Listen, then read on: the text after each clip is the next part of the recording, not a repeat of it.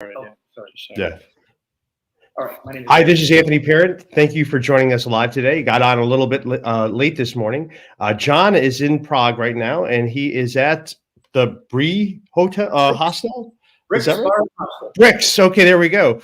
Right. John, so you've been involved in the conversation. So what's going on there, and how's the weather? How's everyone feeling today? Well, first of all, we're in Greg Smith's Brix Hostel, Brix or Brix? Brix Hostel, which is clearly where it happens in Prague. Yep. Great weather here, interesting place to be. But, as you know, Anthony, the sun never sets on the injustice of the U.S. tax system. No, the American empire must continue, right? All the time. Exactly. So really, this is just an extension of the American Empire Prague edition. And I'm sitting here with a group of people talking about, everybody's favorite topic. But let me begin by I'd like Greg to introduce himself, partly because he organized this, and partly because we're sitting here in his bar. All right. So, Greg. Sure. So my name is Gregory Smith. I am the owner of this beautiful bar and hostel, Brix in Prague, which hosts a lot of different events, including sometimes, occasionally, little meetings like this during the day, business issues and things like that. So we organize this to sort of informally meet with some American expats who are here. Everyone's got a slightly different, situation. There are people who are self-employed. There are people who are retired. There are people who, are employed for Czech companies. People who are employed for U.S. companies. So, investment income, et cetera, et cetera. So everyone's situation is a little bit different. But we've been focusing on one specific case. Right now, and there's some interesting things that kind of came out of that. I think some specifics that apply a bit more broadly to a number of people. So,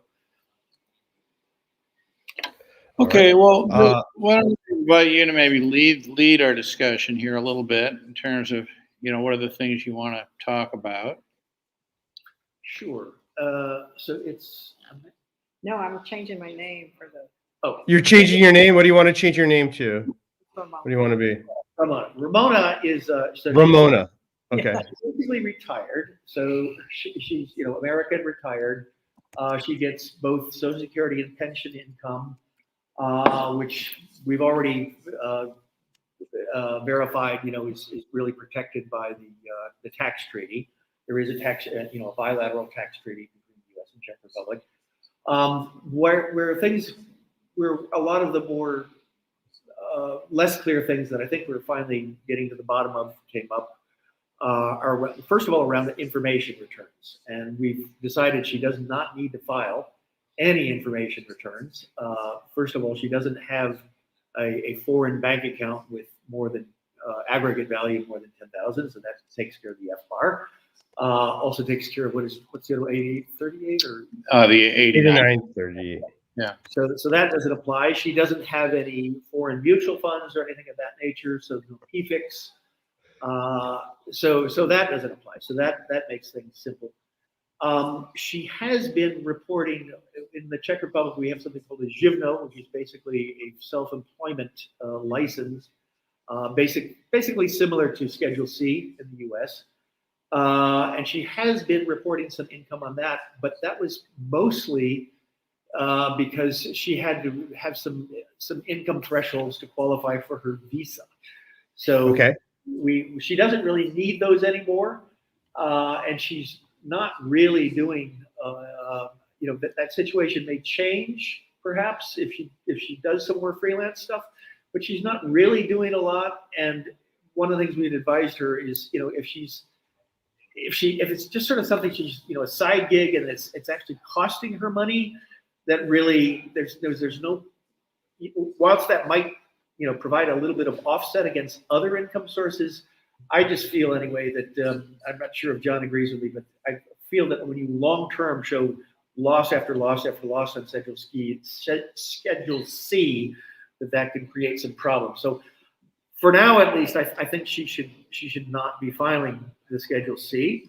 And what I think what John is saying is basically file the U.S. return exactly as she would as if she lived in the U.S. And then file the Czech return, which is basically going to have zero tax liability because of the protections of the tax treaty. So, Well, I think, yeah. So the income profile here, for anybody listening to this, is that we have mostly U.S. Social Security income, mostly, and coupled with a pension, some U.S. pension income. And I think, if I'm understanding correctly, some elements of interest and dividends here and there. A little cap. None of which is foreign source, meaning it's all U.S. We have, if I'm understanding this correctly, and I think I am, although I just read it for the first time this morning, I think I'm understanding the U.S.-Czech tax treaty to say that the U.S. has exclusive taxing rights over the U.S. Social Security. Okay. Okay.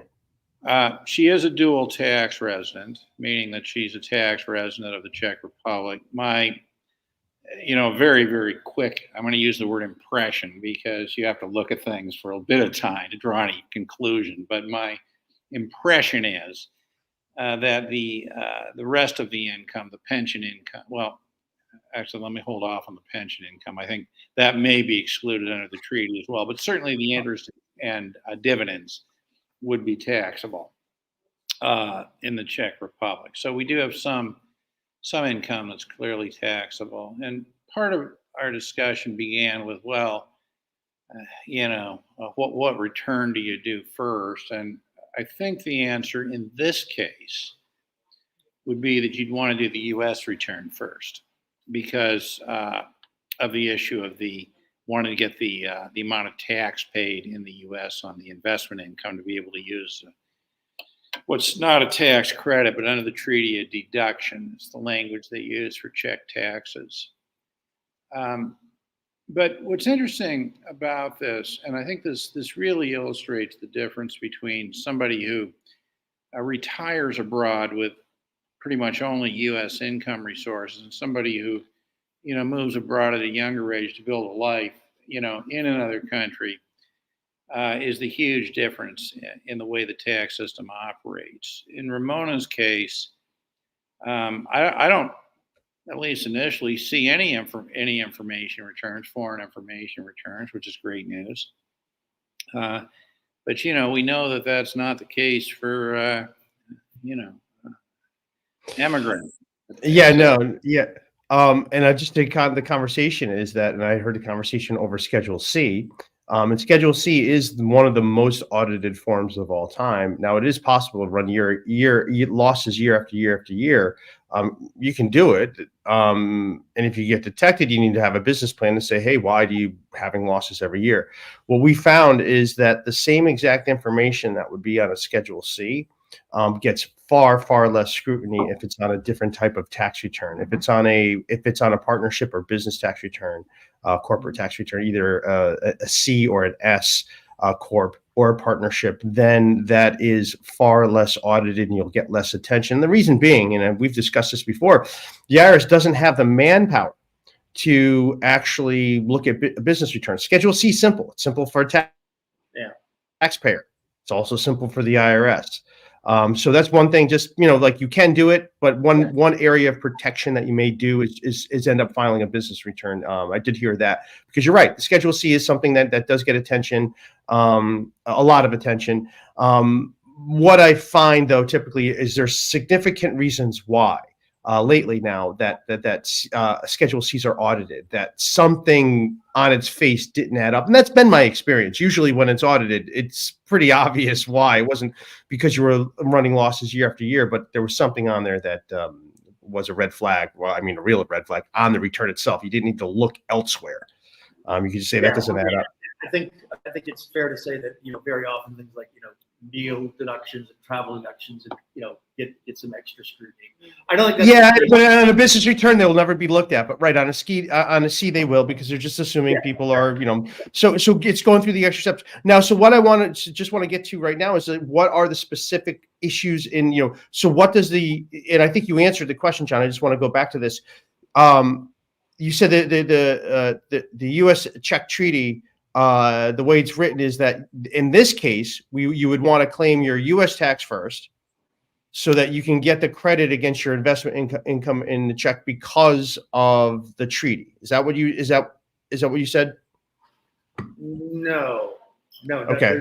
The investment income is also in the U.S. So all of her income is in Oh, okay. All of your income's in the U.S. Okay, got it. Okay. So yeah, then all right. Yeah, this little bit of self-employment income, which she really, it's a very much a side gig. To the extent she's got any income at all, it's very much a little side gig thing, a little bit of English teaching, and just I think what we sort of believe is that it's so trivial. It doesn't give you any tax advantage, because you're not even making the going over the standard deduction. Yeah, so got it. why don't you report it and just give them little things. Make an audit and give them an excuse to flag your return. So, Yeah. I think the answer is that this is U.S. We're talking about U.S. source income, right? U.S. has primary taxing rights. So for that reason, under the treaty, Czech Republic would offer a deduction. They use the word deduction, not credit. So I think that's why it seems to me you'd want to do the U.S. return first. Now, another point I want to make here. I'm looking at Article 19 of the treaty.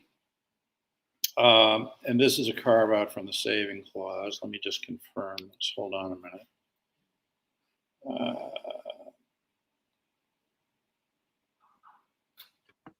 Okay. Yeah. Okay. This is a carve out under the saving clause, but let me read this, because I think I'm going to backtrack a little bit from what I suggested a minute ago. Okay. Glad I stuck around. Yeah, or maybe not. It's hard to do this on the fly, but what this says in 1B, okay, Social Security benefits and other public pensions paid by a contracting state or to a citizen shall be taxable only in the first mentioned state. Now, these Social Security is clearly U.S.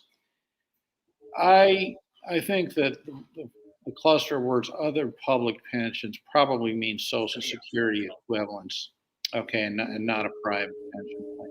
but it's a federal.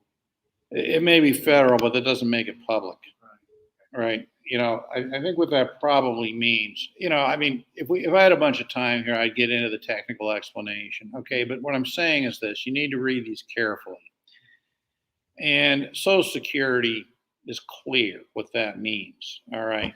Other public pensions, I have a feeling it's phrased that way to include the Czech equivalent of Social Security. That's what I think it probably means, okay? At least this is something you've got to spend some time and figure out.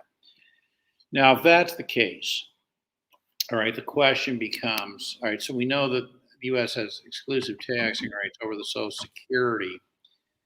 Okay, now, government service. Did you have government service in the United States? Okay, so government service to citizens of the United States shall be taxed only in that state. Okay, that Article 20 is evidence that this particular U.S. pension, because it's a federal government pension, okay, would be taxable only in the United States. Unless, let's go back to the saving clause again and make sure that Article 20 is a carve out on this. I apologize for everybody listening to this. I'm sure it must be absolutely nauseating. Well, I think that's it's just here we are on it's a Sunday morning for me. Yeah, Article 20 is a carve out as well. Right, here we are enjoying our delicious, our wonderful Sunday, talking about these intricacies. Okay, so the point here is, Anthony, that I think the starting presumption, okay, subject to further research on the pension, is that under Article 19, the U.S. Social Security is taxable only by the United States. Assuming this is a federal government pension and therefore meets the requirements of Article 20 under the treaty, then the federal government pension, U.S. federal government pension, would be taxable only by the United States. And that leaves three sources of income, okay, to be taxable by the Czech Republic, right? It would be the investment income and this self-employment income, such as it may be, okay, because my understanding of this is that this is a requirement to get the visa to live here. So that apparently has to exist and has to continue. And clearly, Czech Republic would have primary taxing rights to that under, both U.S. law and Czech law. So my conclusion remains that the U.S. tax return should be done first, subject to any ideas that anybody else has on this. But that's what I think the answer is. Make sense to you, Anthony? Yeah, that makes sense. I think in this situation that we have, it's most of the income is U.S. sourced. It's U.S. sourced, and so that would make sense to do it that way. And everyone's situation is different. And I mean, this is the level of analysis everything takes. By the way, for an incredibly simple case. Right. By the way, right. Was a guess. Yeah. Okay. Right. Yeah. Well, that's because you actually, yeah. I mean, if you have a career, somewhere else. But I think, okay, the point that I would like to suggest here, okay, is that I think personally that a tax return is a dangerous thing. Okay. And, the more components it has, the more room there is for discussion and all that type of stuff. So my feeling about this is not a pejorative term. I'm going to call you a retiree abroad. It's a descriptive term, not a pejorative, anything beyond that. But for people who generally fit that profile, meaning that, they had their career in the United States, their income sources are U.S. sources, and they're, having their adventure living outside the United States, I think they should basically pretend they just live in the United States and be proactive about avoiding the need for any additional information returns. I mean, why create penalty opportunities? Yeah. Which is possible here, but it's not possible. The gentleman on my right, I think. You don't buy. Yeah, he says no. How did I know that? Right on. So, we're getting some. So, is the U.S. tax treaty most common coming up on retirement? Those are the issues?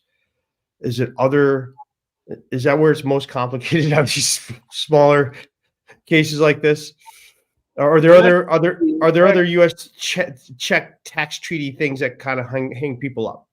No, I'm sure there are some others, but this is the first time I've ever looked at it this morning, but what I can see is that it's a 1993 treaty with no protocols. So, it's an older treaty. It's not going to have, a lot of the modern sorts of things. I mean, it doesn't have,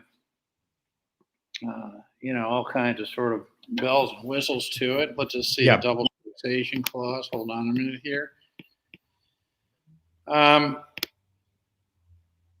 So 23, 24, relief from double taxation. It's got the double taxation clause has one clause that talks about U.S. citizens who are resident of the Czech Republic. So that looks like, what that looks like to me is this. Yeah. So I think what's happening here is that, on the U.S. source income that the Czech Republic taxes, I think, and I hope I'm not wrong because I don't have time to parse this too carefully this morning, but I think what it means is that the Czech Republic would first tax it as though the person was a non-resident alien, and then any additional tax that the U.S. citizen would pay to the Czech Republic is going to be able to be used as a tax credit against U.S. tax on that. Okay, I think that's the effect that. So even it's incredible. Even on this level, we see this kind of, I wouldn't call it mind-boggling, but this kind of residual complexity. I mean, to be clear, this involves resourcing of income, right? This is, income being resourced to the Czech Republic under the treaty, but only for the purpose of ensuring that the U.S. citizen gets a tax credit for the tax paid to the Czech Republic. Why is this necessary? To avoid double taxation, because the U.S. source income is not foreign tax in and of itself for the purpose of the tax credit, so you have to create foreign source income. I mean, so even on this level, we've got this stupidity going on. So let's go now, a practical answer to this. Why not? Maybe it's so little that you just pay the Czech government and don't worry about it, or rather pay the U.S., et cetera. I mean, there's a cost to compliance here. Yeah. That makes sense to you, Anthony? It makes complete sense to me. Limit your exposure and do only what's needed, and treat yourself, because and it sounds like in this situation, the financial center of gravity is still in the United States of America. Unquestionably. Yeah. So then, right, then just file a U.S. return and you're visiting. Hey, look, you're a tourist, I suppose, where you live, right? The best solution would be for the U.S. to simply pass a law worldwide prohibiting any other country from ever taxing a U.S. citizen. I mean, don't you see this, Anthony? It's the whole complex. Don't you think it's the fault of the Czech Republic? This is, I don't want to get on too many tangents. I've been reading a lot lately, but there's a lot of things, a lot of post-World War II things aren't really on the side of the Europeans. I do think Europe has been a colony, for a bit of America, and so it makes complete sense. What goes on here? You think that taxation can be used to colonize countries? Oh, it's not only can it be, it has been. Are you kidding me? The OECD, where did that come from?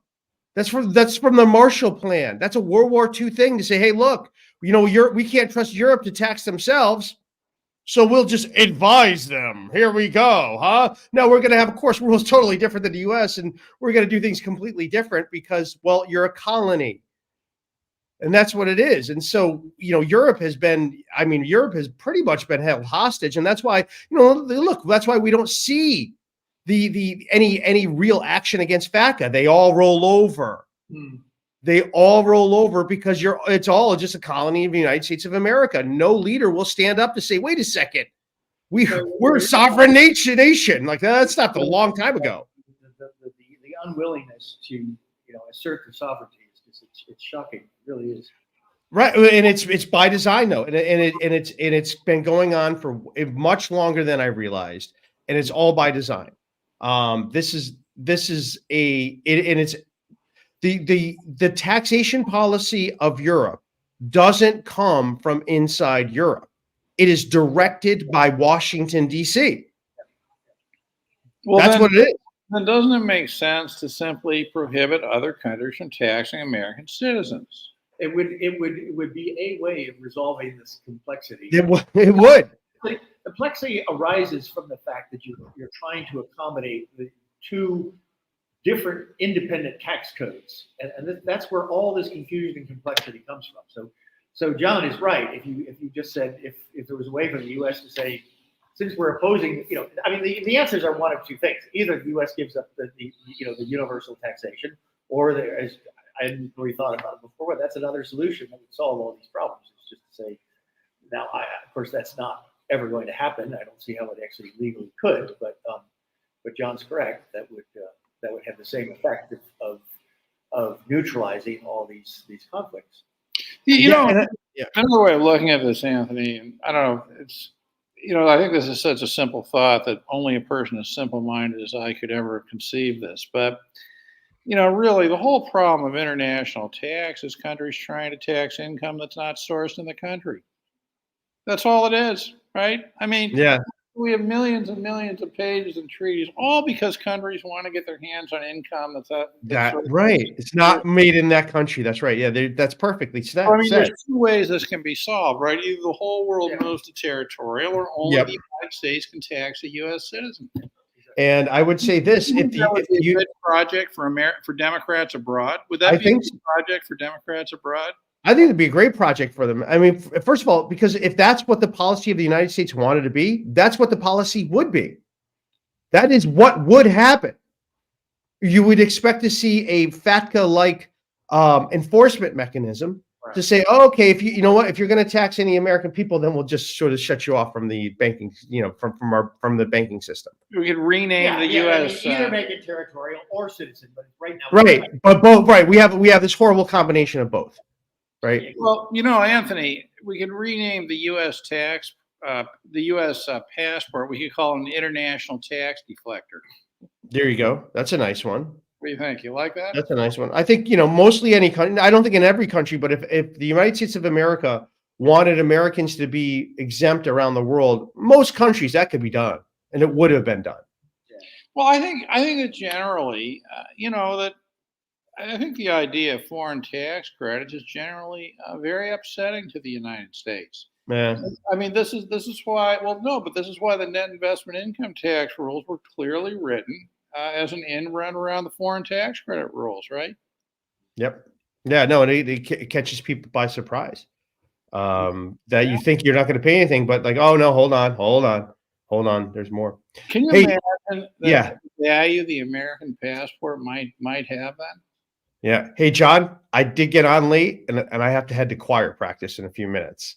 All right, thanks for joining us. I do have to head in there, so I just want to get the general calls to action and lessons that we're learning here. Just a Well, nice. hang on. Do you have like just a couple minutes for version? Yeah, no, I do. No, I do. I just want to. Yeah, I do have a couple of minutes. Yep. All right. Whoa, here we go.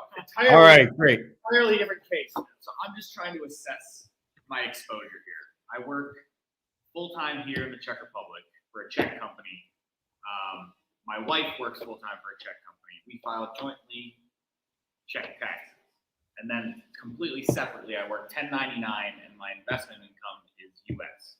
So all US-based investments and the 1099. No, but wait, when you say 1099, that's Yeah. interest and dividend. That's not, you're not doing freelance work No, I'm doing freelance Oh, you're work. doing I'm doing freelance work in the US. in the US and and getting on top of 1099. that. Yeah. So I have my US accountant who files for that. Right. And then I have a Czech accountant who files. So basically I've been keeping it completely separate. I Well, haven't reported to the US my Czech income and I haven't reported to You're the not US. really supposed to be doing I know.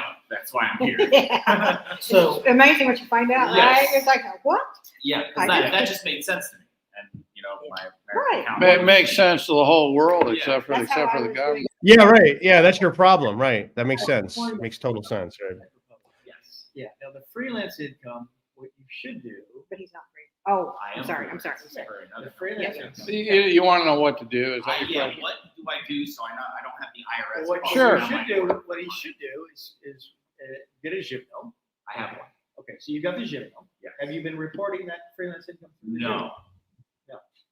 I've been paying the month. I had the Juno for the same reason. You're paying the Czech So government on what, him now. what you really, if you're doing things properly, the way you should be doing is reporting all that, you've got your employment income, that's one thing. And you got your Živno income, worldwide self-employment income, whether it's the US, Czech Republic, Zimbabwe, doesn't matter. Mhm. You report that. You repay your Czech taxes, Social Security and health on that. And then you're gonna report the same numbers on your U.S. income. You're gonna have your 1040, which is your employment income. You're gonna have your Schedule C, which is your self-employment income.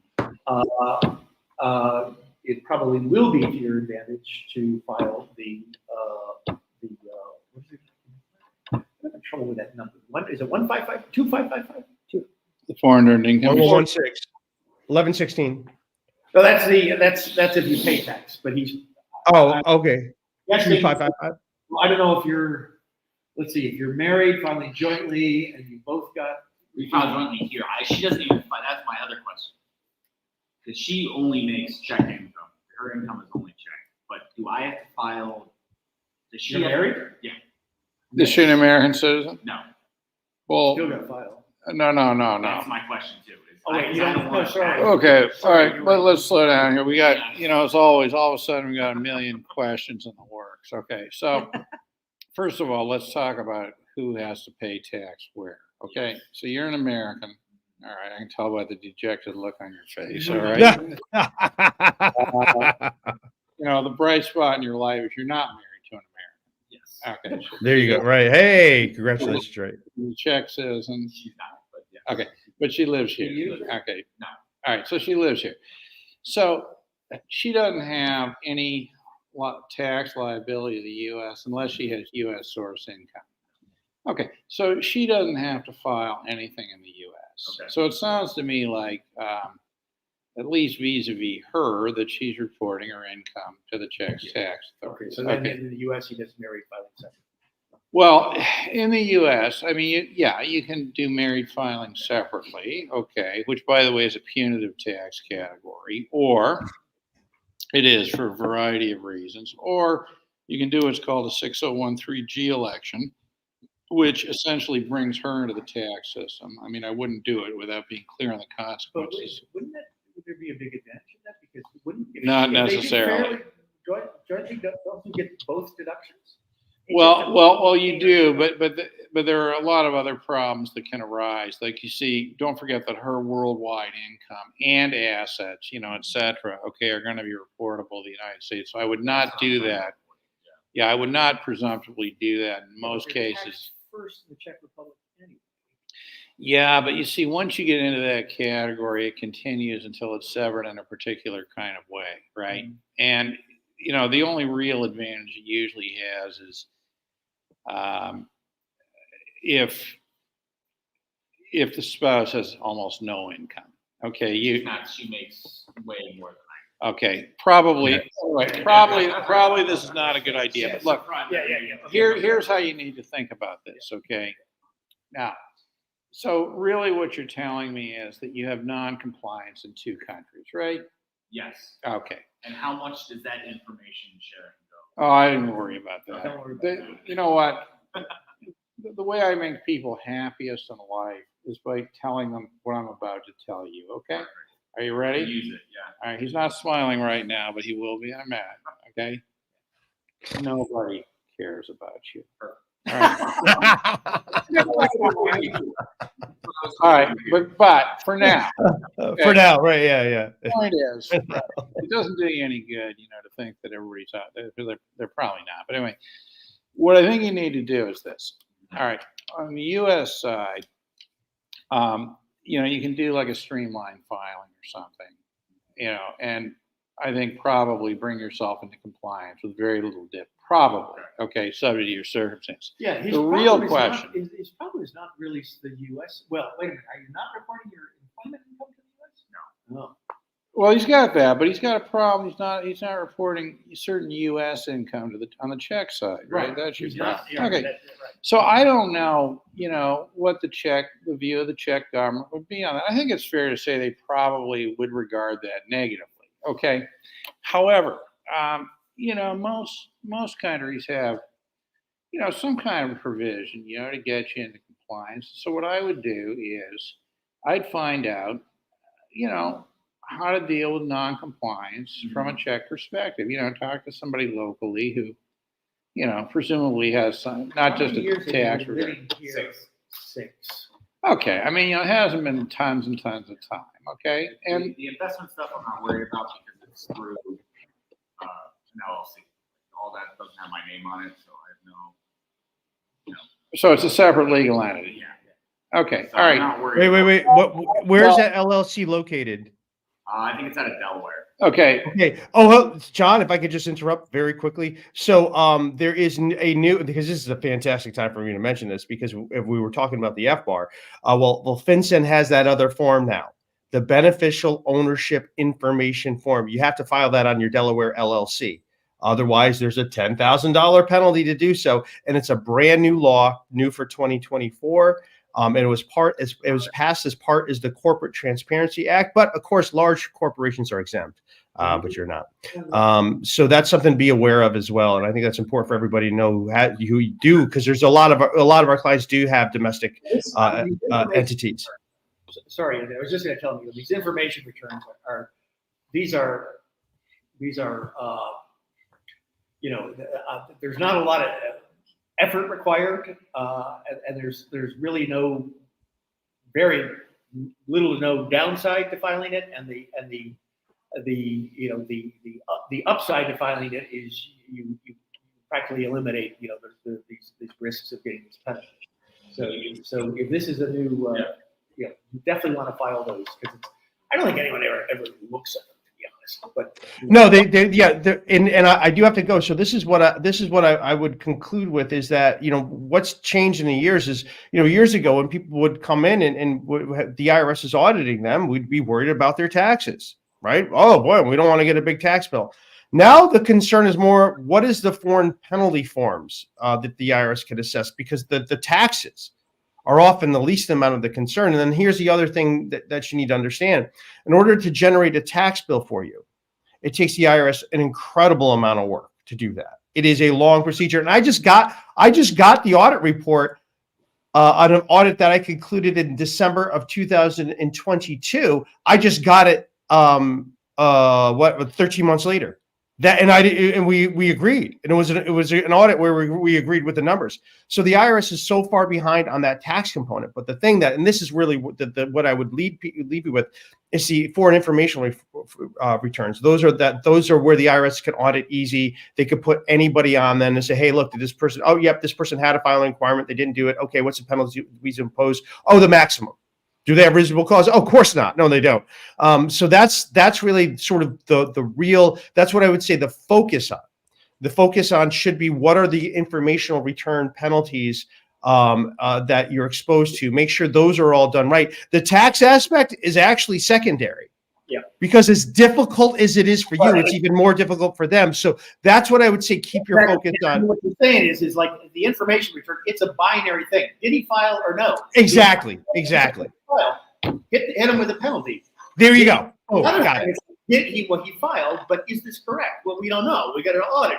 It's very complicated. Exactly right, and they are all about getting the return on their investment on their scarce staff. They're completely understaffed, but they still want to go to Congress saying, "Hey, look how much money we collected." Even though what they say they collect, they don't collect. They just assess it. Who knows if they're actually going to get it? But that's what they're doing. They're like, "Hey, look how effective we can be with this small staff. Look how much we can terrorize people. Look at this. This is amazing."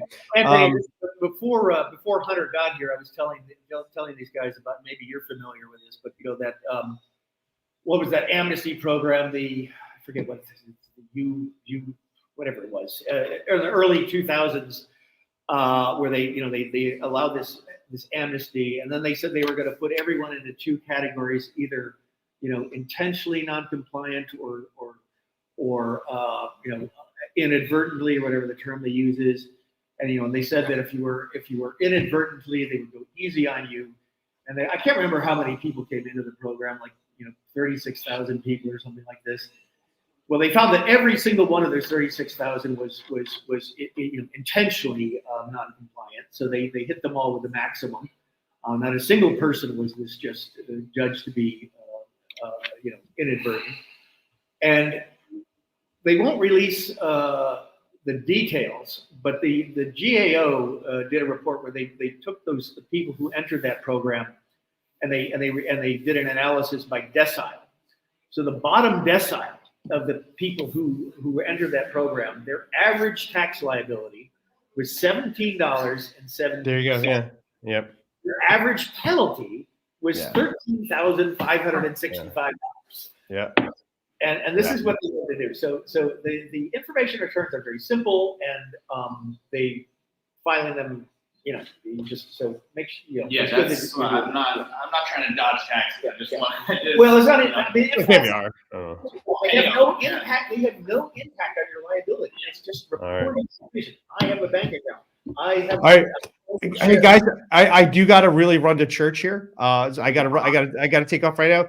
John, I'll talk to you afterwards to get a summary of this, and maybe we can get some of the bigger issues that come up and just answer Sure. those. So fantastic. What was the form you mentioned that's new this year? Because I haven't heard this. Okay, it's the beneficial ownership information form.